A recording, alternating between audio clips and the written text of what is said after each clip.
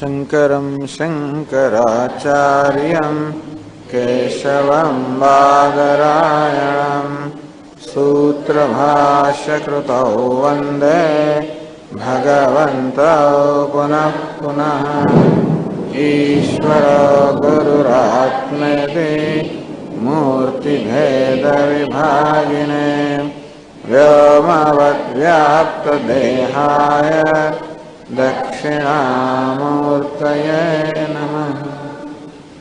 नमः श्री शंकरानंद गुरुपादाम्बुजन्मने सविलास महामोह ग्राहग्रासैककर्मणे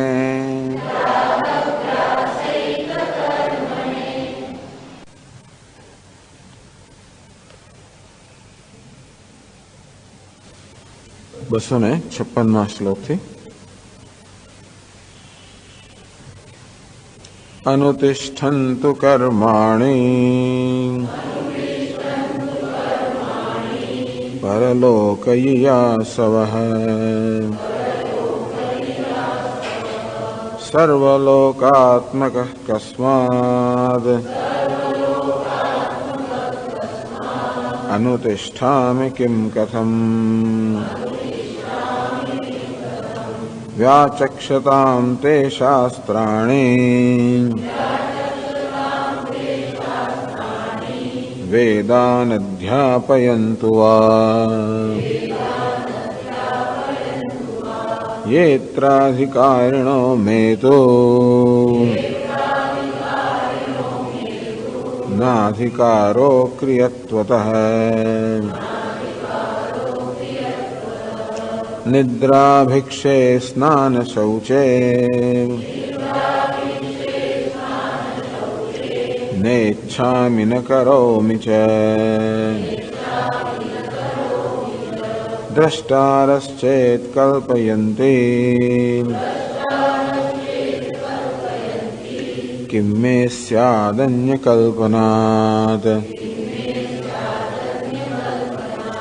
गुञ्जापुञ्जादिदह्येत नान्यारोपितवन्निना नान्यारोपितसंसार धर्मानेवमहं भजे। शृण्वन्त्वज्ञाततत्त्वास्ते जानन् कस्मात् शृणोम्यहम् मन्यन्तां संशयापन्नाः न मन्येऽहमसंशयः। तो ज्ञानी जीवन मुक्त जे तृप्ति है, जीवन मुक्ति पूर्णता है एनु हवे ग्रंथकार वर्णन કરી રહ્યા છે। તો કહે છે કે કેવી રીતે આ જ્ઞાની પુરુષ પહેલાની પોતાની સ્થિતિ યાદ કરીને હવેની જે તૃપ્તિ છે, કૃતકૃત્યતા છે એને માણી રહ્યા છે કે ભલે અજ્ઞાની પુરુષ હોય, અવિવેકી હોય અને દુઃખી હોય અને માટે પુત્ર ભાર્ય આ બધું ગ્રહણ કરે અને ભલે લોકો સંસારને પ્રાપ્ત થાય।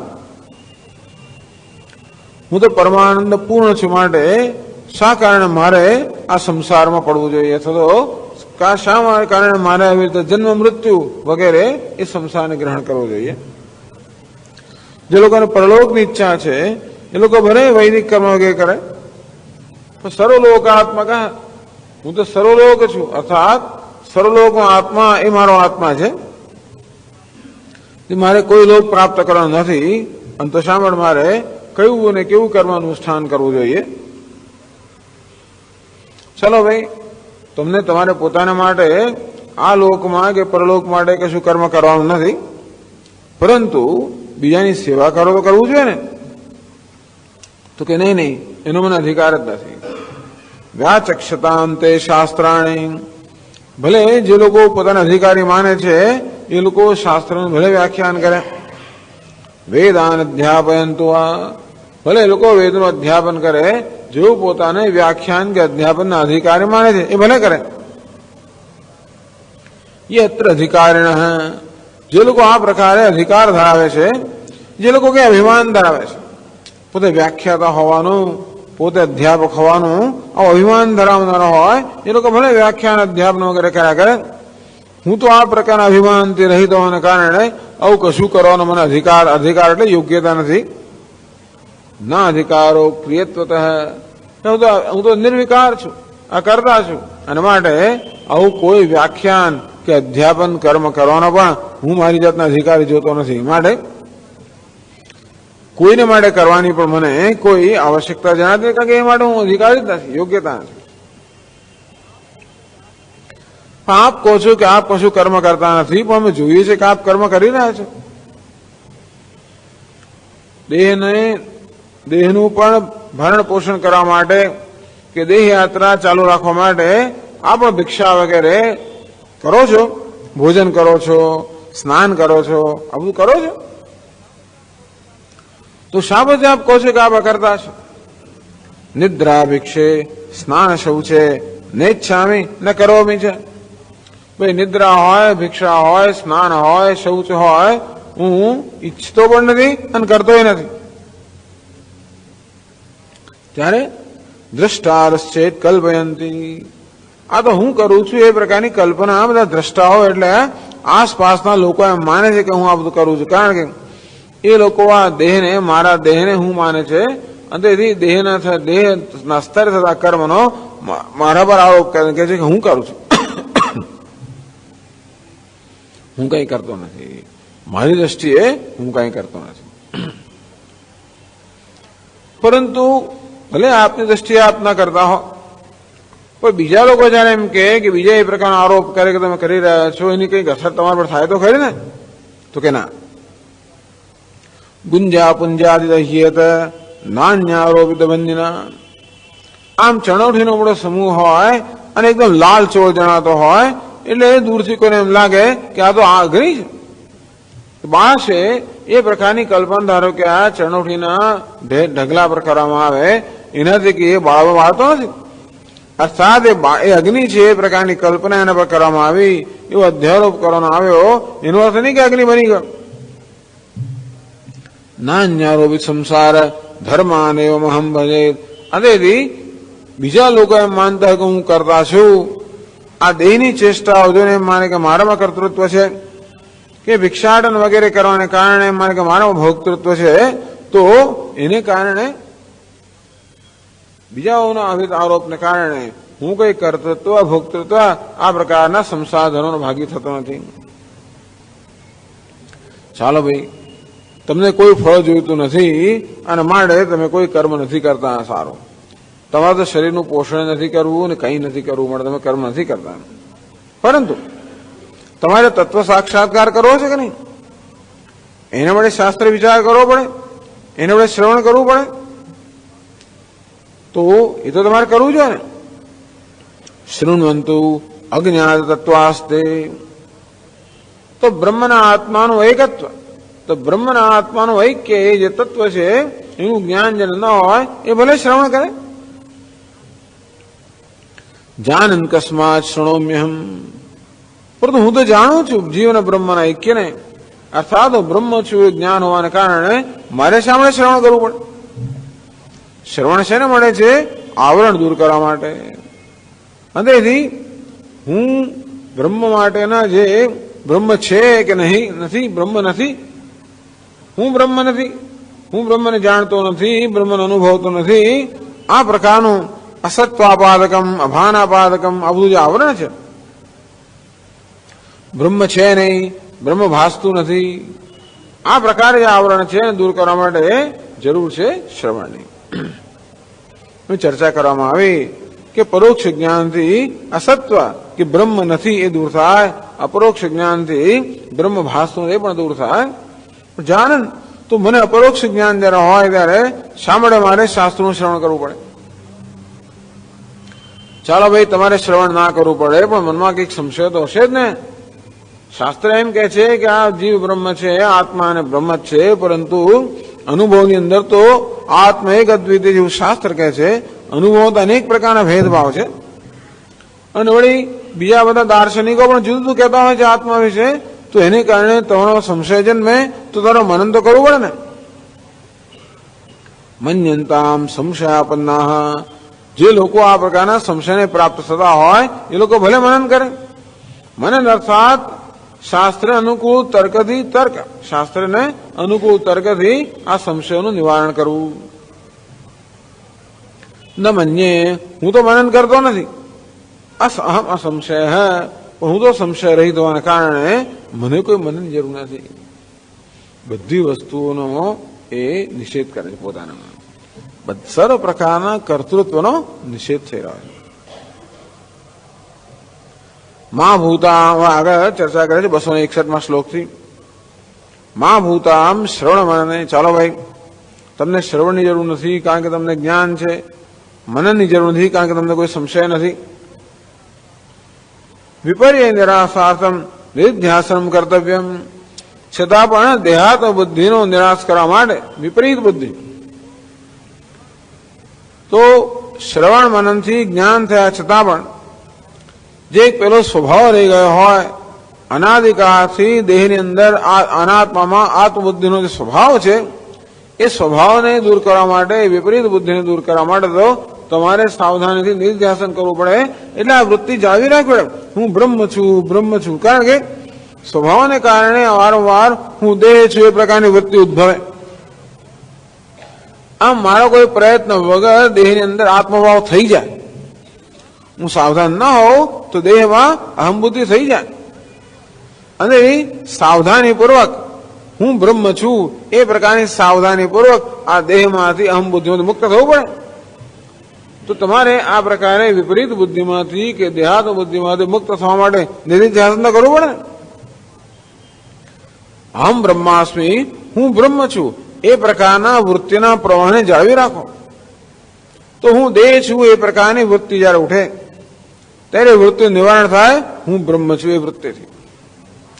અને એટલા જ માટે હું બ્રહ્મ છું આ પ્રકારની વૃત્તિ આપણે પ્રયત્નપૂર્વક મનમાં જાળવી રાખવી જોઈએ. અર્થાત હું બ્રહ્મ છું એ હકીકત છે, એનાથી મારે સાવધાન રહેવું જોઈએ, સભાન રહેવું જોઈએ, જેથી બે ધ્યાનપણાને કારણે વળી પાછી દેહમાં આત્મબુદ્ધિ ન થઈ જાય.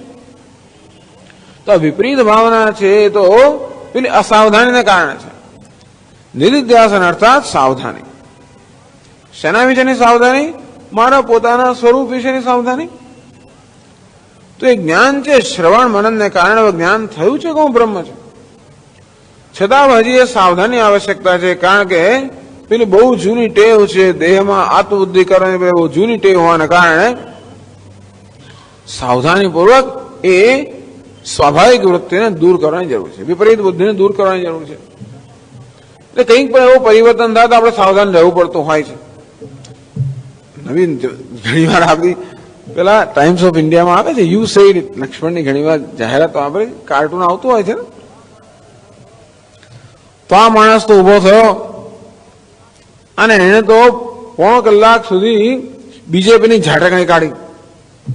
તેને કહ્યું કે ભાઈ હવે તમે બીજેપીમાં અત્યારથી કોંગ્રેસમાં હતા અને એથી બીજેપીની ઝાટકણી કરતા બરોબર છે, તો પાર્ટી બદલી છે ભાઈ, તમે બીજેપીમાં આવી ગયા છે, હવે બીજેપી ઝાટકણી. એટલે પેલી જે ટેવ હતી ને કોંગ્રેસમાં કે જે પાર્ટીમાં ટૂંકમાં વિરુદ્ધ પક્ષમાં હોવાને કારણે જે પેલી બીજેપી વગેરે ઝાટકણી કાઢતા હોય, ભૂલી ગયો કે હું બીજેપીમાં છું. યાદ દેવડાવવું પડે કે હું બીજેપી છું, બીજેપી છું, કોંગ્રેસ નથી, બીજેપી છું, કોંગ્રેસ. એ વૃત્તિ જાણવી પડે, નહીં તો એવું વર્તન થઈ જાય. તો તેવી રીતે હવે આપણે બ્રહ્મની પાર્ટીમાં છે, દેહની પાર્ટીમાં નથી. છતાં પણ હંમેશા પેલું દેહો હમ, દેહો હું દેહ છું એ પ્રકારની વૃત્તિ સદળ હોવાને કારણે એ પ્રકારનું વર્તન થઈ જાય. એટલે યાદ દેવડા પડે કે હું દેહ નથી, બ્રહ્મ છું. આ પ્રકારે સાવધાનીની જરૂર છે. વિપર્ય નિરાશાર્થમ નિધિધ્યાસનમ કર્તવ્યમ. તો આ પ્રકારે વિપરીત ભાવના જે છે એનો નિરાશ કરવા માટે, એ દૂર કરવા માટે તમારે નિધિધ્યાસન હું બ્રહ્મ છું એ પ્રકારની વૃત્તિને તમારે પ્રયત્નપૂર્વક જાળવી રાખવી પડે. ઇતિ આશંક્ય, આ પ્રકારની શંકા કરીને ઉત્તર આપે છે.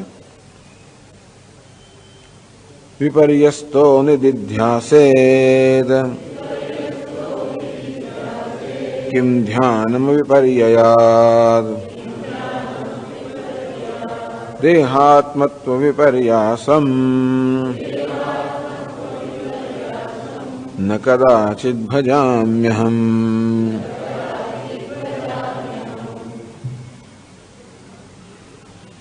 વિપર્યસ્ત નિદિધ્યાસેદ, આ પ્રકારે જેના વિપરીત ભાવના છે, દેહાત બુદ્ધિ છે, જરૂર એને નિધિધ્યાસન કરવું જોઈએ અને એ દેહાત બુદ્ધિમાંથી પોતાને મુક્ત કરવો, એમાં શંકા જ નથી.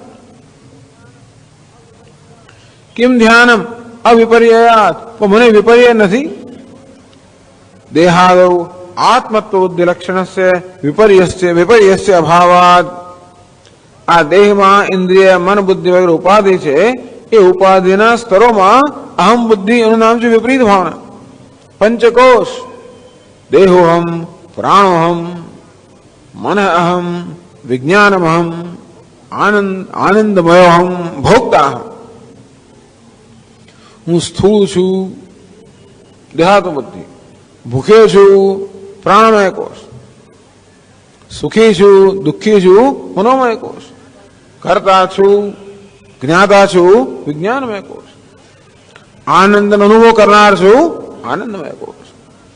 તો આ પ્રકારે ઉપાધિના ભિન્ન ભિન્ન સ્તરોની અંદર અહમ બુદ્ધિ હોવાને કારણે જે આ પ્રકારના ખ્યાલ જન્મ તેને કોષ કહેવામાં આવ્યો, એમાંથી મુક્ત થવા માટે જરૂર નિધિધ્યાસની જરૂર છે. એ પ્રકારનો કોઈ વિપર્યાસ મારામાં નથી. એટલે કે જે જ્ઞાનનિષ્ઠ છે, બ્રહ્મનિષ્ઠ, જેને ભગવદ્ ગીતામાં સ્થિતપ્રજ્ઞ કહેવામાં આવ્યો, અર્થાત જેની આ પ્રકારે જ્ઞાનમાં નિષ્ઠા જેની વાત કરવામાં આવી, જીવન મુક્ત, કે પ્રકારનો વિપર્યાસ કે વિપરીત બુદ્ધિ ન હોવાને કારણે કિમ ધ્યાનમ, મારે ધ્યાન અર્થાત નિધિધ્યાસન કરવાની શું જરૂર. દેહાત્મત્વ વિપર્યાસમ ન કદાચિત ભજામ્યહમ, ક્યારે પણ મારાથી ભૂલમાં પણ દેહની અંદર આત્મબુદ્ધિ થતી જ નથી. એટલે એટલા પ્રકારની નિષ્ઠા પ્રાપ્ત કરી છે. એટલે ટૂંકમાં બધું શ્રવણ મનન નિધાન કરી ચૂક્યા છે, એમનેમતા થાય નહીં. એટલે કૃતમ કૃત્યમ પ્રાપ્તમ પ્રાપણીયમ, આ બધું નિધિધ્યાસન બધું થઈ ગયું છે. આગળ જ કહેવામાં આવ્યું ને કે એને લૌકિક સુખ પ્રાપ્ત કરવા માટે, દુઃખો નિવૃત્ત થવા માટે કૃષિ વાણિજ્ય, ખેતીવાડી, વ્યાપાર વગેરે કરવાની જરૂર હતી. સ્વર્ગનું સુખ ભોગવવા માટે અગ્નિહોત્ર આદિ કર્મ કરવાની જરૂર હતી. જ્ઞાન પ્રાપ્ત કરવા માટે, મોક્ષ માટે શ્રવણ મનન વગેરેની જરૂર હતી. પણ બધું કૃતમ કૃત્ય બધું થઈ ગયું, પણ કોઈ કર્તવ્ય નથી. એટલે કે છે દેહાત્મત્વ વિપર્યાસમ, આ દેહાત્મ રૂપી દેહની અંદર અહમ ભાવ રૂપી જે વિપરીત બુદ્ધિ છે, ન કદાચિત ભજામ્યહમ, ક્યારે પણ હું એને પ્રાપ્ત કરતો જ નથી. અને માટે મને નિધિધ્યાસનની પણ જરૂર નથી, શ્રવણની જરૂર નથી, મનનની જરૂર નથી, નિધિધ્યાસનની જરૂર નથી. મને મારે માટે કોઈની કશાની જરૂર નથી અને કોઈનું કરવા માટે કશાની જરૂર નથી. આપ તો કહો છો કે આપનામાં દેહાત્મત્વ વિપર્યાસમ ન કદાચિત ભજામ્યહમ, ક્યારે પણ દેહની અંદર આત્મબુદ્ધિ થાય એ પ્રકારની વિપરીત ભાવના મને થતી જ નથી. આપ કહો છો ખરા, નનુ વિપર્યાસ અભાવે વિપર્ય ભાવે અહમ મનુષ્ય વ્યવહાર કથમ ઘટતે. આપ કહો છો કે દેહની અંદર આત્મબુદ્ધિ છે જ નહીં, પરંતુ આપ જયારે વ્યવહાર કરો છો વ્યવસ્થિત વ્યવહાર કરો છો, મનુષ્યની જેમ વ્યવહાર કરો છો. નહીં તો જો માણસના દેહમાં આત્મબુદ્ધિ હોય જ નહીં તો વ્યવહારનું કોઈ ઠેકાણું જ ના હોય. તો મનુષ્યની જેમ વ્યવહાર ના કરે, જેમ તેમ વ્યવહાર કરે, ઠેકાણા વગરનો વ્યવહાર કરે. પણ તમે તો વ્યવસ્થિત ચાલો છો, ખાઓ છો, પીઓ છો, જેમ માણસો કરે એ પ્રમાણે કરો છો. એવું નહીં કે બીજી જગ્યાએ ખાવાનું નાખો, એવું પણ નહીં કે જેમ તેમ, એવું કઈ નહીં, વ્યવસ્થિત વ્યવહાર કરો છો. અર્થાત આપના વ્યવહારમાં બહુ સ્પષ્ટ છે કે હું મનુષ્ય છું એ પ્રકારનું ભાન અંદર રહેલું છે. હું પુરુષ છું અને એવા પ્રકારના કે સ્ત્રી છું જે હોય એ પ્રકારના વસ્ત્રો પર એવું બધું કરો છો તમે. એવું નહીં કે બદલાઈ ગયું હોય, ખાવા પીવા જે કે કરતા બધું જ ટૂંકમાં તમે મનુષ્ય હોય, હું મનુષ્ય છું એ પ્રકારનો અભિમાન ધરાવનાર વ્યક્તિ જે પ્રકારનો વ્યવહાર કરે, રોજ વ્યવહાર આપ કરો છો. આનો અર્થ એ છે કે આપ વ્યવહાર કેવી રીતે કરો છો? વ્યવસ્થિત વ્યવહાર કરો છો. તેથી હું મનુષ્ય છું એ પ્રકારનો અભિમાન જેનો હોય અને એ વ્યક્તિ જે વ્યવહાર કરે એ જ પ્રકારનો વ્યવહાર આપ કરી રહ્યા છો. અર્થાત આપના વ્યવહારથી એમ જણાય છે કે હું મનુષ્ય છું એ પ્રકારનો અભિમાન અંદર છે, દેહની અંદર આત્મબુદ્ધિ એવું જણાય છે. જો ન હોય તો આ પ્રકારનો વ્યવસ્થિત વ્યવહાર કેવી રીતે સમજાવી શકાય? બધા પ્રશ્નો જન્મે ને ટૂંકમાં જીવન મુક્ત પુરુષના વ્યવહાર માટે જે અનેક બધા પ્રશ્નો જન્મે એ બધા પ્રશ્નો લેવામાં આવ્યા છે, એક પછી નિરાકરણ કરવામાં આવ્યું છે. એટલે આમ કરીને જીવન મુક્ત પુરુષનું વર્ણન કરીને છેવટે તો આપણું જીવનનું ધ્યેય શું છે એનું વર્ણન થઈ રહ્યું છે. મોક્ષ કોને કહેવાય? તો મોક્ષ એટલે શું? એટલે આ મોક્ષ કોને કહેવાય એનું જ વર્ણન થઈ રહ્યું છે. આ મોક્ષ કે મુક્તિ નામની વસ્તુ કોઈ બહારથી એનો નિર્ણય કરવાનો નથી. ટૂંકમાં વ્યવહારથી કશાથી મુક્તિનો નિર્ણય ના થઈ શકે. કારણ કે વ્યવહાર તો ભિખારી બે પ્રકારનો હોય, એક તો સાચે સાચો ભિખારી હોય અથવા તો કોઈ અભિનેતા પણ એ પ્રકારનો વેશ અભિનય કરી રહ્યો હોય અને તેથી કોઈ ભીખ માંગી રહ્યો છે અને માટે ભિખારી છે એવું નિર્ણય આપણે ના કરી શકીએ. બસ એ આપણે કહેવા માંગે છે. કેવું ના માનવું કે મનુષ્ય મુક્ત બન્યો એટલા માટે એનો વ્યવહાર કે વિચિત્ર બની જાય કે વ્યવહાર ન કરે કે એવું કશું નથી હોતું. એ માણસ મટી જતો નથી અને છતાં પણ મુક્ત છે. બસ એ મુક્તિનું વર્ણન કરવા માટે આ બધા પ્રશ્નો ઉપસ્થિત કરવામાં આવે છે કે જો આપનામાં દેહાત્મ બુદ્ધિ ન હોય તો પછી આ મનુષ્યત્વનો મનુષ્ય તરીકેનો વ્યવહાર જે કરી રહ્યા છો એ કેમ સમજાવી શકાય? ઇતિ આશંક્ય. તો એ શંકાના ઉત્તરમાં 262માં શ્લોક કહે છે, અહમ મનુષ્ય ઇત્યાદિ વ્યવહારો વિનાપ્યમમ વિપર્યાસમ ચિરાભ્યસ્ત વાસના તો વકલ્પતે.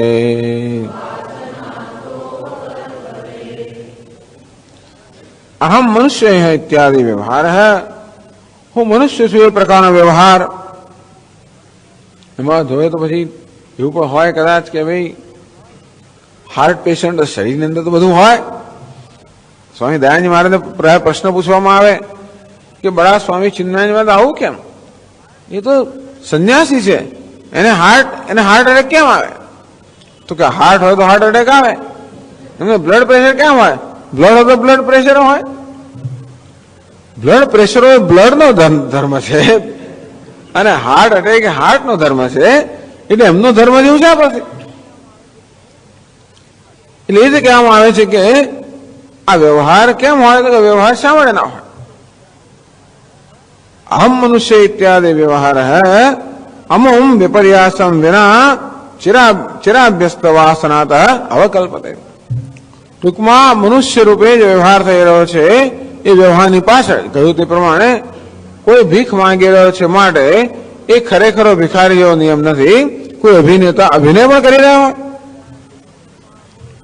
અને તે જ રીતે આ જીવન મુક્ત મહાપુરુષ મનુષ્યની જેમ વર્તી રહ્યો છે એનો અર્થ એ નથી કે ખરેખર મનુષ્યત્વનું અભિમાન છે એ પ્રકારનો અભિનય પણ કરી રહ્યો. એ અભિનય કરવાનો પ્રયત્ન નથી. તો એ કહેવામાં આવે છે ચિરાભ્યસ્ત વાસનાત. તો અનાદિકાળથી મનુષ્ય એટલે કે આખું જીવન સુધી મનુષ્ય રૂપે દેહની અંદર અહમ બુદ્ધિને કારણે મનુષ્ય વ્યવહાર કર્યો છે. તો પહેલાની પેલી વાસનાને કારણે, ટેવને કારણે, સ્વભાવને કારણે આપોઆપ જ વ્યવહાર થાય છે. એટલે ઘણી વાર ટેવ પડી ગયા પછી આપણે વ્યવહાર કશું કરવા માટે પ્રયત્ન પણ ના કરવો પડે. આમ રોજનો બ્રશ એની જાતે થાય જ. રોજ આપણે સ્નાન કરતા અમુક વસ્તુઓ કપડા બધું થાય જ એની જાતે, એવું નથી કે આપણે એનો પ્રયત્ન કરવો પડે, એની જાતે. આપણે તો કઈ ને કઈ દુનિયામાં હોઈએ. આપણે રોજ ફરવા જતો ફરવાનું થાય, રોજ બસમાં જવું એ પણ થાય, રોજ પાઠ પણ બધું થાય. ટૂંકમાં જે બહુ લાંબા સમયની જે અભ્યાસ હોય ને, અભ્યાસને કારણે આપણા પોતાના પ્રયત્ન વગર પણ આ બધું થાય. એ કેમ થતું હશે? એવું નથી કે માત્ર જ્ઞાની પુરુષ માટે છે, બધા માટે છે. એટલે પેલી જેવી રીતે પેલો ઊંટ વાળો હોય, ઊંટ ગાડી વાળો, એનો બધો સામાન ભરીને રાત પડી, ઊંટ ગાડીમાં સામાન ભરીને ઊંટને રસ્તા પર મૂકી દીધું અને પોતે ઊંઘી ગયો. અને રોજની પેલી ટેવ પ્રમાણે ઊંટ એને એના ગંતવ્ય સ્થાને લઈ જ જાય, ત્યાં જઈને ઉભું રહે, ત્યારે જાગે. તો કેવી રીતે ઊંટ ગાડીએ ચાલે માટે પેલો ઊંટ ગાડી ચલાવનાર છે એવી જરૂર નથી, કારણ કે ઊંટ ટેવાઈ ગયું છે, એને રસ્તો ખબર છે, બધી ખબર હોય, ક્યાં ઉભા રહેવું, શું કરવું, ગાડી જે રીતે થતું હોય ટૂંકમાં એને કારણે આવું થઈ શકે. અને તેવી રીતે આપણી ઉપાધિ છે એમાં પણ જે પ્રકારનો અભ્યાસ, એને આપણે વાસના કહીએ. વાસના એટલે કોઈ પ્રકારના પ્રયત્ન વગર વસ્તુના વાસના.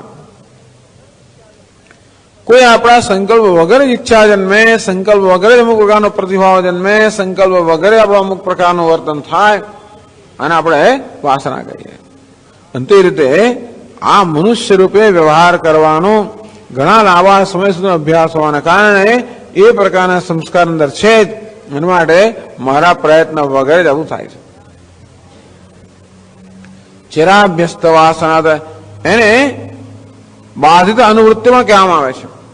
શાસ્ત્રમાં બાધિત અનુવૃત્તિ. અનુવૃત્તિ એટલે પહેલાની જેમની વૃત્તિ કે વર્તન.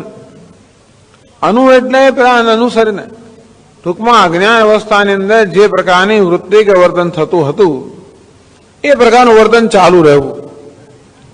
બાધિત, હું જયારે અજ્ઞાની હતો ત્યારે વર્તન મારા માટે સત્ય હતું, જ્ઞાની થયા પછી વર્તન કેવું છે? બાધિત છે, અર્થાત મિથ્યા છે. એટલે વર્તનમાં ફેર ના પડે બહારથી, પરંતુ એ વર્તનમાં જે દ્રષ્ટિ છે એમાં ફેર પડી જાય. બાધિત અનુવૃત્તિ. તેથી બસ ટૂંકમાં આ મનુષ્ય એટલે એવું કંઈક, આમ તો શંકરાચાર્ય મહારાજ કહે છે બ્રહ્મસૂત્ર અધ્યાસ ભાષ્યમાં કે જ્ઞાની પુરુષની અંદર પણ કંઈક અહમ મમ જેવો લેશ હોય છે ખરો. જ્ઞાની પુરુષ પણ જયારે વ્યવહાર કરે ત્યારે આ દેહમાં અહમ મમ ભાવ હોય છે. તો કેવો ભાવ હોય છે? બાધિત. જેમ પેલો ભિખારી ભીખ માંગે ત્યારે પણ એને ભિખારીના વેશમાં કંઈક પ્રકારનું અહંકાર, કંઈક તાદાત્મ્ય હોય જ છે. એટલા જ માટે વ્યવસ્થિત રીતે ભિખારીનો અભિનય કરતો હોય છે. નહીતર જો એમાં કોઈ પ્રકારની તાદાત્મ્ય ન, કોઈ પ્રકારનું તાદાત્મ્ય ન હોય તો હમણાં જેમ તેમ વર્તન કરે, જેમ તેમ અભિનય કરે, પણ હું નથી કરતો. એ વ્યવસ્થિત અભિનય કરે છે, એ બતાવે છે કે એ અભિનયની પાછળ એનું કંઈક તાદાત્મ્ય છે. પરંતુ સાથે સાથે એના મનમાં આ પ્રકારની સભાનતા પણ છે કે હું અભિનેતા છું. એટલે ભિખારીને અભિનય કરવા માટે જે પ્રકારનું તાદાત્મ્ય જોઈએ એ હોવા છતાં પણ એનામાં એવી સભાનતા હોય છે કે હું અભિનેતા છું. અંતે રીતે આ દેહ દ્વારા વર્તન કરવા માટે જે પ્રકારનું તાદાત્મ્ય જોઈએ એ તાદાત્મ્ય હોય તો પણ એ વ્યવહાર ટૂંકમાં આ જ્ઞાનનો વિરોધી નથી. એ જ કહેવાનો ભાવાર્થ છે. જેવી રીતે ભિખારીનો અભિનય પેલાના અભિનેતા હોવાનો વિરોધી નથી. એ સ્વયં કરોડપતિ છે અને છતાં ભિખારીની જેમ વર્તે છે. એ ભિખારીની જેમ વર્તવું એના કરોડપતિ પણાનું જેમ વિરોધી નથી. અને તે રીતે આ મનુષ્યની જેમ વર્તવું એ એના જીવન મુક્તિના કોઈ વિરોધી નથી. વિપર્યાસમ ચિરાભ્યસ્ત વાસનાત એ પણ કહેવામાં આવ્યું. એવું છે ને, પેલો અભિનેતા નવો હોય તો એને બહુ પ્રયત્ન કરવો પડે, યાદ રાખવું પડે બધું. બહુ વર્ષો સુધી અભિનય કર્યા કરતો હોય એક ને એક વસ્તુનો, તો પછી એને બહુ યાદ પણ ના રહ્યો, એની જાતે બહુ થયા કરતો હોય. રામલીલા વર્ષ રામલીલા દર વર્ષે આવે. એ લોકો આમાં બધી જગ્યાએ એમાં નક્કી છે કે રાવણ કોણ બનવાનો છે, રામ કોણ છે, હનુમાન કોણ, નક્કી છે આ બધું. વર્ષોથી કરતા હોય, વર્ષોથી એનું એ જ કરતા હોય, એટલા માટે એમને ટેવ પડી ગયો. પછી એને બહુ પ્રયત્ન ના કરવો પડે, એને પેલા બધા વાર્તાના બધું યાદ જ હોય, એને યાદ રાખવાનો કશો પ્રયત્ન કરવાની જરૂર નથી. કારણ કે ચિરાગ વ્યસ્ત વાસનાત, બહુ લાંબા સુધી અભ્યાસ કર્યો છે. એ અભ્યાસની વાસનાને કારણે એ જે વ્યવહાર છે અવકલ્પતે, એ વ્યવહાર થયા કરતો હોય છે. એને માટે કોઈ બહુ પ્રયત્ન કરવાની જરૂર નથી આવતી. અને તે જ રીતે આ મનુષ્ય રૂપે વ્યવહાર થયો, બહુ લાંબો સમય થવાના કારણે એની પેલી ટેવથી જ આપોઆપ વ્યવહાર થાય છે. એના માટે મારે કઈ ખાસ અભિમાન કરવાની જરૂર નથી આવતી. અર્થાત આવું અભિમાન પણ થઈ શકે, પોતાના એ જ્ઞાનનો બાધક નથી. તર્હિ અસ્ય વ્યવહારસ્ય નિવૃત્તિ સિદ્ધે ધ્યાનમ સંપાદ્યમ ઇતિ આશંક્ય. તો ચાલો ભાઈ, તમારે વ્યવહાર કરવો પડે છે, તો તમારે આ વ્યવહારમાંથી મુક્ત થવા માટે તો કંઈ કરવું પડે ને. જે વ્યવહાર ન કરવો પડે, આ વ્યવહારમાં તમને તકલીફ તો પડતી હશે ને. અને તેથી આવું બધો વ્યવહાર કરવો, જે વ્યવહાર તમે કરતા હો, ભાઈ તમે શિક્ષક હો કે તમે ગુરુ હો કે શિષ્ય હો કે જે હો, પિતા હો માતા હો, જે કંઈ હો, એ પ્રકારનો તમે જે વ્યવહાર કરતા હો, એ વ્યવહારનો બોજ છે, એ બોજ મુક્ત થવા માટે તમારે ધ્યાન કરવું પડે કે નહીં. વ્યવહાર છે નિવૃત્તિ સિદ્ધ, જેથી તમારે વ્યવહાર ન કરવો પડે. તો આ વ્યવહારનો બોજ છે, એમાંથી મુક્ત થવા માટે તમારે ધ્યાન કરવું પડે ને. ધ્યાનમ સંપાદ્યમ ઇતિ આશંક્ય. તો કે છે એ પણ કરવાની જરૂર નથી. કે છે પછીના શ્લોકમાં, પ્રારબ્ધ કર્મણિ ક્ષીણે વ્યવહારો નિવર્તતે કર્માક્ષેત્વસૌ નૈવ શામ્યે ધ્યાન સહસ્રતઃ.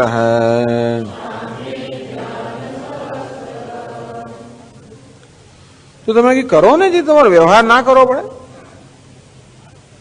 તો કે શું કરીએ? પ્રારબ્ધ ક્ષયમંતરેણ નિવૃત્તિ નાસ્તિ. આ વ્યવહાર એવો છે કે જ્યાં સુધી મારું પ્રારબ્ધ છે ત્યાં સુધી એ થશે જ.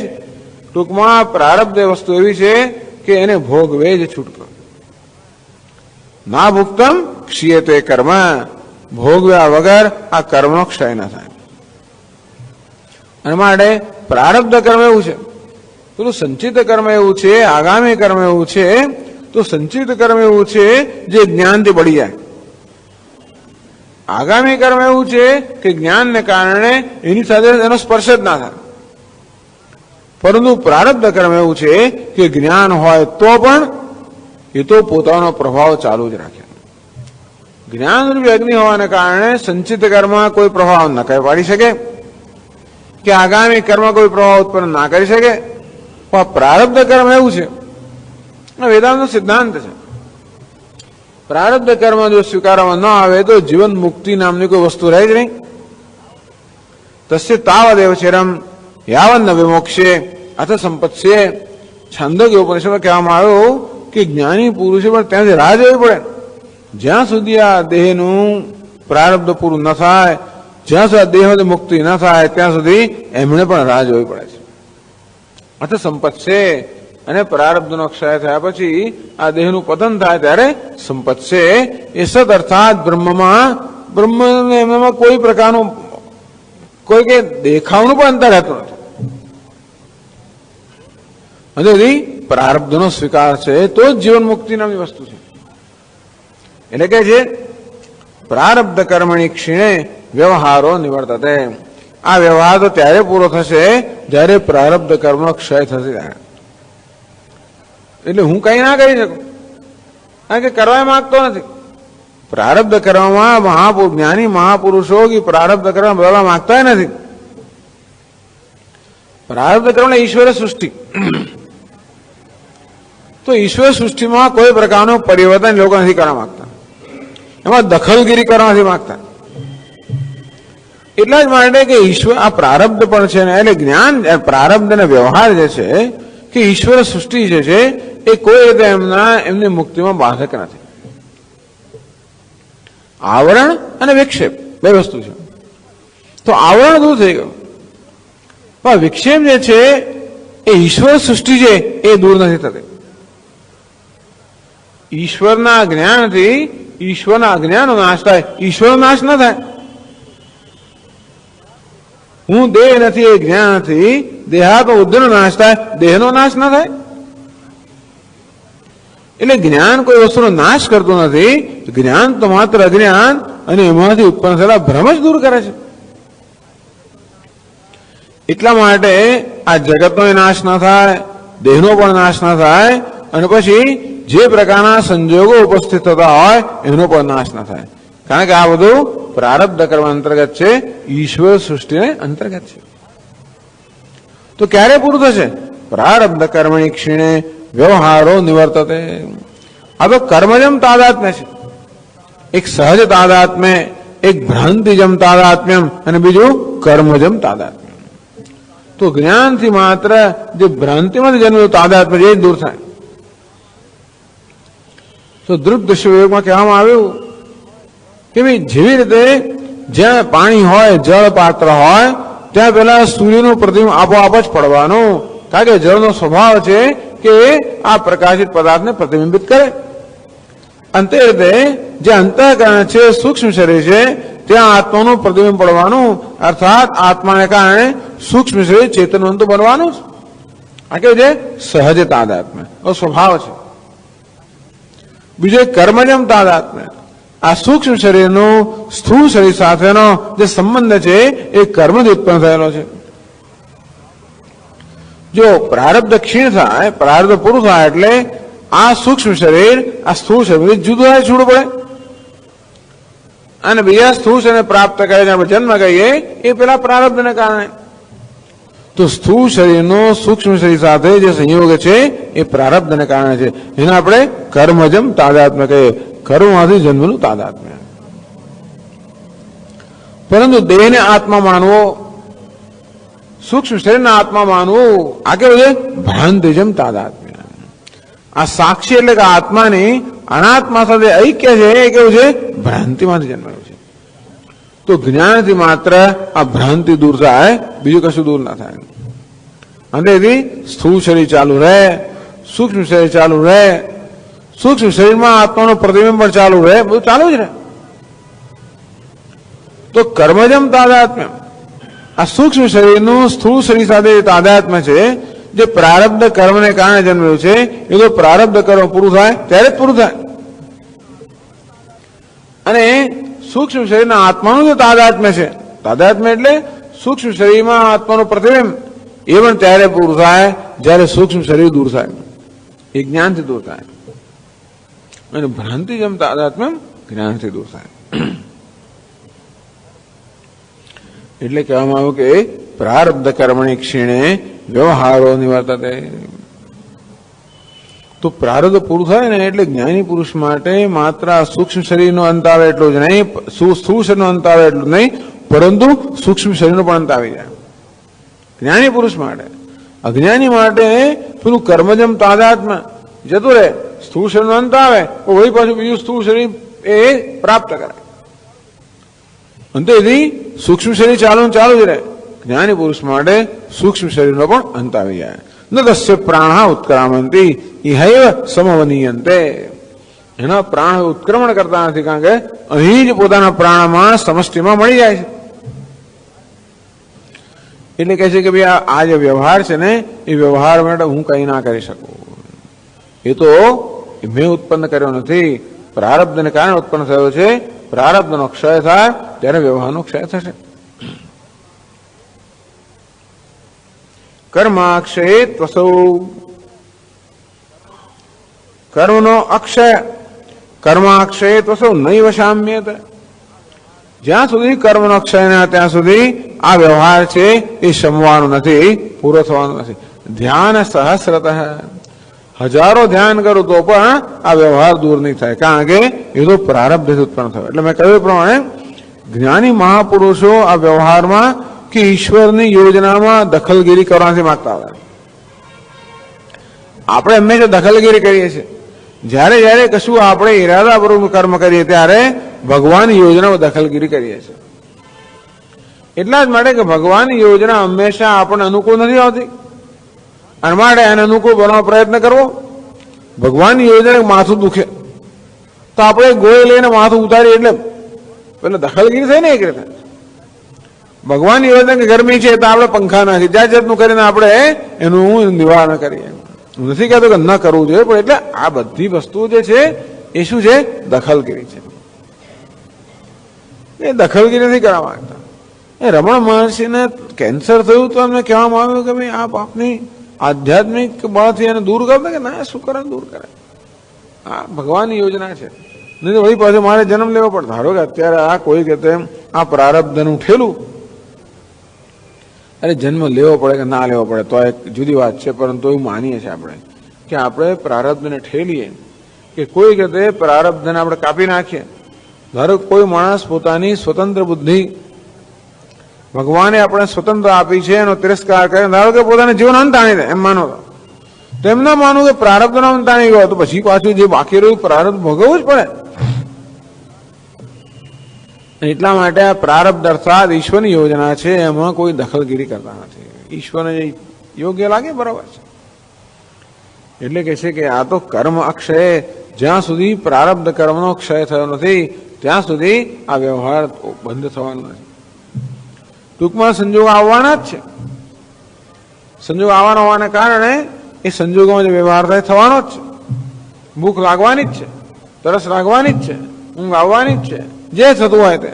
અંતેથી આ વ્યવહાર તો આ શરીર પૂરું થાય ત્યારે થશે, અને આ શરીર ક્યારે આનો અંત આવશે? જ્યારે પ્રારબ્ધ કર્મનો ક્ષય થશે ત્યારે. એટલે કહેવા માંગે છે કે ધ્યાનથી કઈ આ વસ્તુમાં ફેર ના પડે. ધ્યાનથી બીજું બધું થાય, વિક્ષેપ દૂર થાય, પરંતુ આ વ્યવહાર દૂર ન થાય. એ કારણ જુદા છે ને. એક વસ્તુ છે કે કારણ દૂર થાય ત્યારે કાર્ય દૂર થાય. એટલે વ્યવહારનું કારણ શું છે? તો વ્યવહારનું કારણ પ્રારબ્ધ છે. એ પ્રારબ્ધ તો એના ક્ષય વગર દૂર થાય જ નહીં. અને માટે ધ્યાન કરવાથી બીજી કઈ દૂર થાય, પણ પ્રારબ્ધ દૂર ના થાય. નૈવ સામ્યે ધ્યાન સહસ્રતઃ, 1000 પ્રકારનું ધ્યાન કરવું કે 1000 વાર ધ્યાન કરવું તો પણ આ પ્રારબ્ધ તો એના ક્ષય વગર પૂરું નહીં થાય. ચાલો ભાઈ, પ્રારબ્ધ પૂરું તો નહીં થાય. નાનું પ્રારબ્ધ નિમિત્ત કસ્યાપી વ્યવહારસ્ય વિરલત્વાય ધ્યાનમ કર્તવ્યમ ઇતિ. પણ જો મહારાજ આપ વ્યવહાર કરો તો કે વિક્ષેપ તો પડે ને. આપનું જે વ્યવહાર કરવો પડે એટલે અંદર વિક્ષેપ તો થાય જ ને. તમારો જે આંતરિક આનંદ છે એમાં કઈ વિક્ષેપ તો પડવાનો. વ્યવહાર કરવો પડે, વાતો છે તો જે કઈ કરવું પડતું હોય. એટલે જ કહેવાય છે કે યાજ્ઞવલ્ક્ય ઋષિએ પણ કહી દીધું કે બસ હવે તો હું સંન્યાસ લઈ લેવાનો છું. એટલે એવું થયું હશે ને કે એમના ગૃહસ્થ આશ્રમ વ્યવહાર છે કોઈ વિક્ષેપ કરતો હશે ને. જો સંન્યાસ લેવાની શું જરૂર પડી? ખોટું હતું, ઘરમાં રહેવું શું ખોટું? પણ એમણે કહ્યું કે હવે હું સંન્યાસ લઈશ. એનો અર્થ એ થયો કે આ ગૃહસ્થ આશ્રમના વ્યવહારને કારણે કંઈક વિક્ષેપ જન્મતો હશે. એમનો જીવન મુક્તિનો વિલક્ષ આનંદ એમાં કઈ વિક્ષેપ પડતો હશે. તો તમારે પણ આ રીતે તમારો જે જીવન મુક્તિનો આનંદ છે એ આનો વ્યવહાર વિક્ષેપ તો પાડે જ ને. ચાલો આપે કહ્યું ખરું કે ભાઈ વ્યવહાર તો જ્યાં સુધી પ્રારબ્ધનો ક્ષય ના થાય તો ક્ષય નહીં થાય, સમજ્યા? ભલે એનો ક્ષય ના થાય, પરંતુ એને કારણે પ્રાપ્ત થતો વિક્ષેપ છે એ વિક્ષેપ તો તમે ઓછો કરી શકો ને. એના પર ધ્યાન થાય કે નહીં? ધ્યાનથી વિક્ષેપ ઓછો થાય. એટલે વિક્ષેપનું આ વિક્ષેપની દવા છે ધ્યાન. એટલે કે વ્યવહાર છે વિરલત્વ. વિરલ એટલે એને ધીમે ધીમે જરા પાતળું કરવું. ન્યૂનત્વ આપાદનાય, એને ન્યૂન કરવો. ન્યૂન કરવો એટલે ધીમે ધીમે એને જરા ક્ષીણ કરવું અથવા તો એને પાતળું કરવું. એટલે જે વિક્ષેપ પડે એ વિક્ષેપને થોડો ઓછો કરવો, એને ક્ષીણ કરવો. ચાલો ભાઈ, તમારે ધ્યાન દ્વારા વ્યવહાર દૂર તો ના કરી શકો એવું આપણે કહ્યું આગળ, પણ ધ્યાનને કારણે વ્યવહારમાંથી જે વિક્ષેપ જન્મે છે એ વિક્ષેપની માત્રા તો ઓછી કરી શકો ને. વ્યવહાર છે વિરલત્વ, તો વ્યવહાર પડો નહીં, ધ્યાન કર્યા કરો, અંદર તમારું ધ્યાન કરે ને તેથી એવું કરો કે નહીં. તો વ્યવહાર છે વિરલત્વાય ધ્યાન કર્તવ્યમ, આ વ્યવહારને ન્યૂન કરવા માટે, ઓછો કરવા માટે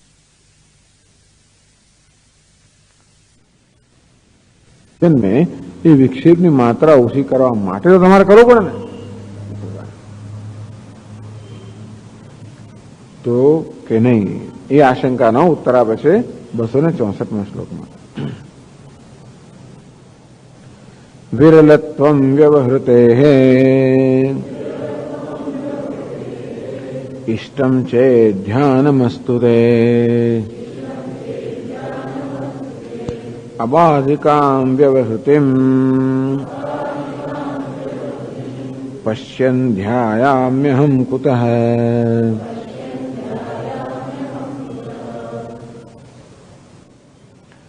વ્યવહૃતે વિરલત્વમ ઇષ્ટમ ચેત ધ્યાનમસ્તુ તે.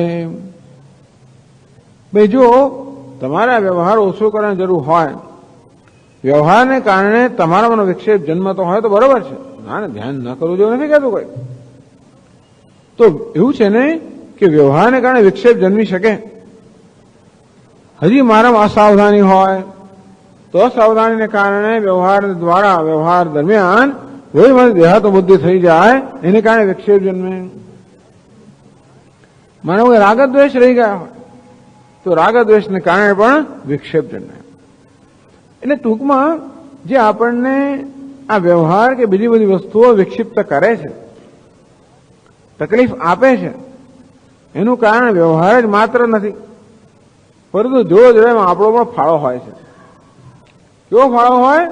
અસાવધાનીનો, કંઈક રાગદ્વેષનો, કંઈક આવેગ અંદર રહી ગયા હોય એવો કશો ફાળો હોય તો જ આ વ્યવહાર વગેરે વસ્તુઓ આપણને વિક્ષિપ્ત કરી શકે, દુઃખી કરી શકે. બટન દબાવે ખરા, બટન હોય તો ને, વ્યવહાર બટન દબાવે તો સ્ક્રૂ ફેરવે કોઈ, સ્ક્રૂના આંટા હોય તો સ્ક્રૂ બરોબર ટાઈટ થાય ખરો, પણ આંટા જ ના હોય તો સ્ક્રૂ ટાઈટ થાય માટે બે વસ્તુ જરૂર છે, બહારથી ફેરવે એ ખરું, પણ જોડે જોડે એના આંટા હોય તો જ ટાઈટ થાય ને. તો દુનિયા તો ફેરવવાનું કામ તો કરે તો બરાબર છે, પરંતુ આ ટાઈટ ક્યારે થાય? જયારે અંદર આંટા હોય ત્યારે. પેલા સ્ક્રૂના આંટા જ જયારે ઘસાઈ ગયા હોય તો ભલે ગમે તેટલું ફેરવે. તેવી રીતે આ વ્યવહાર ક્યારે વિક્ષેપ પહોંચાડી શકે? વિક્ષેપ માટે આપણો કોઈ ફાળો હોય ત્યારે, આપણો કોઈ રાગ દ્વેષ હોય, દેહાત બુદ્ધિ હોય, કઈ કામના હોય, કશુંક હોય તો જ બહારનો વ્યવહાર આપણને વિક્ષિપ્ત કરી શકે. જો અનુકૂળતા પ્રતિકૂળતાનો ખ્યાલ હોય તો ને, અમુક વસ્તુને અનુકૂળ કહું, બીજાને પ્રતિકૂળ કહું, એ પ્રકારના મારા આગ્રહ હોય ત્યારે પછી પ્રતિકૂળ વસ્તુ હોય મને વિક્ષિપ્ત કરે અને અનુકૂળ ના મળે તો વિક્ષિપ્ત થઈ જાઉં. આ વિક્ષિપ્ત થવા માટે બહારનો વ્યવહાર તો છે જવાબદાર, પણ એકમાત્ર જવાબદાર નથી, હું પણ એમાં કોઈ રીતે ફાળો આપતો હોઉં છું. એટલે કહે છે વ્યવહૃતે વિરલત્વમ ઇષ્ટમ ચેદ. વ્યવહૃતિ એટલે વ્યવહાર. આ વ્યવહાર જો આપના મનમાં કોઈ રીતે વિક્ષેપ પાડતો હોય, એને કારણે વ્યવહાર ઓછો કરવો હોય તો જરૂર તમે ધ્યાન કરો. એટલે હજી મનમાં વિક્ષેપ રહી ગયો હોય તો તમે ધ્યાન કરો, ધ્યાન વસ્તુ તે, તો તમે જરૂર ધ્યાન કરો. એટલે મનમાં વિક્ષેપ હોય તો જરૂર ધ્યાન કરો. એને ધ્યાન કહેવામાં આવે છે કે આપણું મન પેલા સ્વભાવ દોષને કારણે વળી પાછું પોતાના ધ્યાન વિષયથી વિચલિત થઈ જાય અને એને પ્રયત્નપૂર્વક ધ્યાનના વિષયમાં કેન્દ્રિત કરવામાં આવે. યતો યતો નિશ્ચરતી મનશ્ચંચલમ સ્થિરમ તતસ્તતો નિયમ્ય તદ આત્મન્ય વશમ નયેત. આ ધ્યાનની બહુ સુંદર વ્યાખ્યા આપી ભગવાને. વાત સાચી છે કે ધ્યાન ત્યારે જ કરવાનું હોય જ્યારે મનમાં વિક્ષેપ હોય. એ વિક્ષેપને દૂર કરવા માટે ધ્યાન આવશ્યક છે. એટલે ધ્યાન કરીએ છીએ એનો અર્થ કે આપણે સ્વીકારી દઈએ કે મનમાં વિક્ષેપ છે. સ્વામી દયાનંદજી મહારાજ હંમેશા આ વસ્તુ બહુ ભાર દેતા હોય છે. લોકોને મનમાં બહુ એક તો અપરાધની લાગણી જાણે હોય એવું થાય કે જો ને મારું મન તો કેવું છે, આ બહુ વિક્ષેપ અંદર છે. પણ મનમાં વિક્ષેપ હોય એ મનનો સ્વભાવ છે. એટલે આપણે ધ્યાન કરવાનો. અભ્યાસ એને તો કાઉન્તે વૈરાગ્ય છે ગૃહ્યતે. આમ જે વસ્તુ મને વિક્ષિપ્ત કરતી હોય પ્રત્યે વૈરાગ્ય, એનું વિક્ષેપ થવા દઉં ત્યારે ને વૈરાગ્ય. વૈરાગ્ય એટલે રાગ દ્વેષનો ભાવ. ભાઈ જે છે તો બરોબર છે, એને ત્યાં છોડો. સ્પર્શાન કૃત્વા બહિર્બાહ્યાન. આ પદાર્થો અને વસ્તુઓ બહાર હોય એને બહાર જ રાખવી. રાગ દ્વેષને કારણે આપણે અંદર લઈ આવતા હોઈએ છીએ. રાખો, છોડો. જો હે સો હે, જતું રહે જતું રહો, છોડો. આવી ગયું આવ્યું તો છોડે જ નહીં, કર્યા જ કરે કર્યા જ કરે કર્યા જ કરે, તો પછી એને કારણે દુઃખી થાય. આમ છોડવાનું આપણે ન છોડતા હોવાના કારણે દુઃખી થઈએ છીએ. જ્યારે જ્યારે દુઃખી થઈએ ત્યારે જાણવું કે કોઈક વસ્તુને આપણે પકડી રાખી છે, અને આ દુઃખ આપણને એ પ્રકારનું સૂચન કરે છે, આપણું ધ્યાન દોરે છે કે કશું છોડવાની જરૂર છે. આપણે જંગલમાં પેલી નાની પગદંડી પર ચાલતા હોઈએ અને આવા બધા કપડા બધા હોય, આવા છૂટા છૂટા, તો પેલું ભરાય, કાંટામાં ભરાય. છોડો. એને એવું છે કે જેટલું કાંટ દૂર કરે ને પછી વધારે ભરાય અંદર. આ છેડો ભરાય, પેલો ભરાય, એવું થાય. છોડો. એમ સંસારની આપણે આ કેડી પર ચાલીએ એટલે અહીં ભરાયું ત્યાં ભરાયું થાય. છોડો. એને વૈરાગ્ય કહેવામાં આવે છે. વૈરાગ્ય એટલે આગ્રહોનો અભાવ. રાગ એટલે આગ્રહ. આમ જ હોવું જોઈએ, આમ ન હોવું જોઈએ. એમાં આપણે તો દુનિયા પર પાછું દુનિયા પર જોર અજમાવીએ છીએ ને. આગ્રહ બે પ્રકારનો હોય. મારા વિશે આગ્રહ હોય અને બીજા વિશે પણ હોય. આમ ને એને આમ જ રહેવું જોઈએ, આમ જ કરવું જોઈએ, આમ ના કરવું જોઈએ. અરે છોડો ભાઈ, કોઈ આપણું બંધાયેલું નથી ને કોઈ આપણું કયું કરવાનું નથી. શા માટે કરે? આપણે શું કામ કોઈને કહેવું? આ તો જેને નાવાનું નીચવાનું નથી એની વાત છે. જો કે વ્યવહાર સ્વામીજી કશો આગ્રહ ના રાખે તો કઈ થાય જ નહીં. વાત બરોબર છે, પણ છતાં ટૂંકમાં વ્યવહારમાં આગ્રહ રાખવાની જરૂર પડે તો થોડા ઘણા રાખવા. પણ જો જડે આપણો આગ્રહ પૂરો ન થાય તૈયારી પણ રાખવી. આગ્રહ રાખવો ચાલો આપણું કામ છે, આપણે જરૂર લાગે તો, પરંતુ મારો આગ્રહ પૂરો થાય એવી જાતનો આગ્રહ તો ના રાખીએ. એટલે કોઈ આગ્રહ પૂરો ન તો કઈ વાંધો નહીં થાય. પણ અભ્યાસ અને વૈરાગ્ય આ રીતે આવું તો બહુ કર્યું હશે, એમને કઈ જ્ઞાન તો થયું જ નથી ને. પણ છતાં અત્યારે આ પ્રકારની શંકા કરવામાં આવે છે કે વ્યવહાર તમારાનો વિક્ષેપ કરતો હશે, અને માટે એ વિક્ષેપમાંથી મનને નિવૃત્ત કરવા માટે તમારે ધ્યાન કરવું પડે કે નહીં? જરૂર કરવું પડે. જો વ્યવહાર વિક્ષેપ કરતો હોય તો. વ્યવહાર ક્યારે વિક્ષેપ કરે? હજી મનમાં કંઈક રાગ દ્વેષ રહી ગયા હોય તો જરૂર વિક્ષેપ કરે. અને તો પછી ધ્યાન દ્વારા વૈરાગ્ય અને અભ્યાસથી એ બધો વિક્ષેપ દૂર કરવો જોઈએ. યતો યતો નિશ્ચરતી મનશ્ચંચલમ અસ્થિરમ. જે કોઈ કારણથી ચંચલ અસ્થિર મન પોતાના ધ્યેય વિષયમાંથી ચલાયમાન થઈ જાય, તતસ્તતો નિયમ્ય, ત્યાંથી વળી નિયમિત કરે ને વળી પાછું ધ્યાનના વિષય પર લાવવું જોઈએ. ધ્યાન વસ્તુ તે અંતેથી જો આ વ્યવહારથી વિક્ષેપ થતો હોય તો જરૂર ધ્યાન કરો. વેદાંતનું ધ્યાન કેવું છે? વેદાંતનું ધ્યાન એટલે આ વ્યવહારનું સ્વરૂપ સમજવું. શેના વડે વ્યવહાર કરીએ છીએ? વ્યવહારમાં શું પકડી રાખવું, શું ના પકડી રાખવું, મહત્વનું શું છે, મારું ધ્યેય શું છે, વ્યવહારનું સ્થાન શું છે. એવું છે ને, દરેક વસ્તુઓના સ્થાનથી હટીને આગળ જતી ને ત્યારે તકલીફ થઈ જાય. દરેકને પોતાનું સ્થાન આપવાનું, અને એટલા એ સ્થાન આપ્યું એટલું મહત્વ કરવું, એથી વધારે નહીં. આ પણ વેદાંતનો વિચાર છે. આ બધું પણ ધ્યાન જ છે. તો આ પ્રકારે ધ્યાનથી આપણા વિવેક અને કારણે વૈરાગ્ય આ બધું આવે. એટલે જે વસ્તુ આપણે પકડી રાખતા હોઈએ છીએ એટલે વિવેકથી જ, આ વિવેક જ ધ્યાન છે. વેદાંતનું એક જ ધ્યાન વિવેક. અવિવેકને કારણે ના પકડવાનું પકડી રાખીએ, પકડવાનું છોડી દઈએ, જાત જાતનું કરતા હોય છે વિવેક. તો આ પ્રકારે સતત વિવેકનો અભ્યાસ કરવો. અભ્યાસ એનું તો કાઉન્તે વૈરાગ્ય છે ગૃહ્યતે. વિવેકના અભ્યાસથી જ વૈરાગ્ય જન્મે. તો જરૂર જો આ વ્યવહાર વિક્ષેપ ઉત્પન્ન કરતો હોય તો તમે આ ધ્યાન કરો, વિવેક કરો, સતત વિવેક કરો, અને મનને આ રાગ દ્વેષમાંથી મુક્ત કરો, મનમાં વૈરાગ્ય ઉત્પન્ન કરો. અબાધિકામ વ્યવહૃતિમ પશ્યન. પણ મને એવું નથી ભાઈ, મારે માટે વ્યવહાર કરતે જ્ઞાનનો બાધક નથી. વ્યવહારસ્ય અબાધકત્વ દર્શનાર્થ. આ વ્યવહાર જો મારા જ્ઞાન કે મારી મુક્તિનો બાધક હોય, અર્થાત મારી મુક્તિમાં કોઈ પ્રકારનો વિક્ષેપ પાડતો હોત તો બરોબર છે. તેનો વાત એ છે કે આ વ્યવહાર જ્ઞાનનો વિરોધી નથી, કે વ્યવહાર કે જ્ઞાન વ્યવહારનો વિરોધી નથી, કે મુક્તિ પણ વ્યવહારની વિરોધી નથી. એનું નામ જ જીવન મુક્તિ. વ્યવહાર કરતા કરતા પણ મુક્ત છે. બહુ મોટી વસ્તુ છે. દુઃખેશુ અનુદ્વિગ્ન મનઃ સુખેશુ વિગત સ્પૃહા. દુઃખમાં મન જે ઉદ્વિગ્ન થતું નથી, સુખમાં એને સ્પૃહા જન્મતી નથી. વ્યવહૃતિમ અબાધિકામ પશ્ચિન. વ્યવહૃત વ્યવહાર અબાધિક છે, અર્થાત જ્ઞાન એ મુક્તિનો બાધક નથી. કારણ કે બંનેનો વિષય જુદા જુદા છે ને. મુક્તિનો વિષય આત્મા છે, વ્યવહારનો વિષય અનાત્મા છે. વ્યવહાર હંમેશા અનાત્માને સ્તર થતો હોય, મુક્તિ ક્યાં છે? આત્મામાં છે. બંનેના વિષય જુદા જુદા છે, માટે વિરોધ નથી.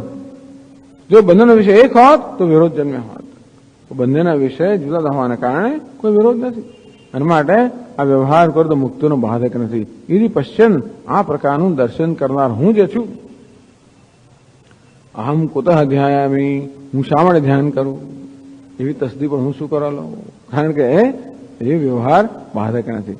ટૂંકમાં ધ્યાન વગેરે કર્યા પછી એને આ પ્રકારની સ્થિતિ પ્રાપ્ત કરી છે કે વ્યવહાર પણ એના મનમાં બાધા ઉત્પન્ન કરતો નથી. અને તેથી વ્યવહાર દરમિયાન પણ જે પોતાની સ્વસ્થતા સર્વત્ર જાળવી રાખે છે. યસ સર્વત્ર અનભિસ્નેહ તત્તત પ્રાપ્ય શુભાશુભમ નાભિનંદતી ન દ્વેષ્ટિ તસ્ય પ્રજ્ઞા પ્રતિષ્ઠિતા. શુભમ અશુભમ અને તેથી ઇષ્ટ અનિષ્ટ અનુકૂળ પ્રતિકૂળ જે કંઈ પ્રાપ્ત થાય, ન વિનંદતી ન દ્વેષ્ટિ. શુભ કે અનુકૂળ આવ્યું અભિનંદન નથી આપતો, અશુભ કે પ્રતિકૂળ આવ્યું દ્વેષ નથી કરતો. અનભિસ્નેહ કોઈ પ્રકારનો વધારે પ્રકારનો સ્નેહ નથી. જોઈએ એટલો સ્નેહ છે, વધારે પડતો સ્નેહ નથી. અને તેથી આવું હોવાને કારણે કુતઃ અહમ ધ્યાયામી. હું શા માટે ધ્યાન કરું? એટલા બધી વસ્તુની અનાવશ્યકતા બતાવે છે. એ તો ઠીક છે હવે, પણ મહત્વની વસ્તુ એ છે કે જ્ઞાનનું સ્વરૂપ બતાવે છે. કે જ્ઞાનનું સ્વરૂપ કે મુક્તિનું સ્વરૂપ છે. આ ખરેખર તો આ બધી જ્ઞાની પુરુષની મહિમાનું વર્ણન છે. આ બધું આ જ્ઞાનના જ્ઞાની પુરુષ દ્વારા જ્ઞાનના મહિમાનું આ વર્ણન છે. ઓમ પૂર્ણમદઃ પૂર્ણમિદં પૂર્ણાત પૂર્ણમુદચ્યતે પૂર્ણસ્ય પૂર્ણમાદાય પૂર્ણમેવાવશિષ્યતે. ઓમ શાંતિ શાંતિ શાંતિ. શંકરં શંકરાચાર્યં કેશવં બાદરાયણં સૂત્રભાષ્યકૃતૌ વંદે ભગવन्तौ પુનઃ પુનઃ. ઈશ્વરો ગુરુરાત્મેતિ મૂર્તિભેદવિભાગિને વ્યોમવદ્વ્યાપ્તદેહાય દક્ષિણામૂર્તયે નમઃ. ઓમ શાંતિ શાંતિ શાંતિ. હરિ ઓમ. શ્રી ગુરુભ્યો નમઃ. હરિ ઓમ.